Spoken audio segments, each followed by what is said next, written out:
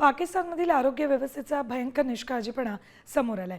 पंजाब प्रांतातील बक्कर शहरामध्ये एकाच सिरिंजनं अनेक मुलांना लस टोचल्यामुळे 331 चिमुकल्यांना HIV ची बाधा झाली। सरकारी रुग्णालयातील या भीषण प्रकारामुळे जगभरातून पाकिस्तानवर टीका होती। तिथल्या मुलांच्या भविष्यावर टांगती तलवार निर्माण झाली। नेमका काय प्रकार घडलाय बघा। पंजाब प्रांतातील भक्करमधल्या सरकारी रुग्णालयात मुलांच्या जीवाशी खेळ झालाय। पाकिस्तानातली ही घटना। एकाच सिरिंजनं वापर करून दहा मुलांना लस टोचली।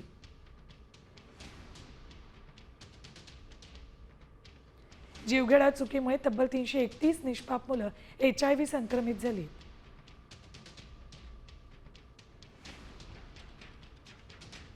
वारंवार इशारे देऊनही मूलभूत आरोग्य नियमांकडे दुर्लक्ष केल्याचं रिपोर्टमध्ये स्पष्ट झालंय।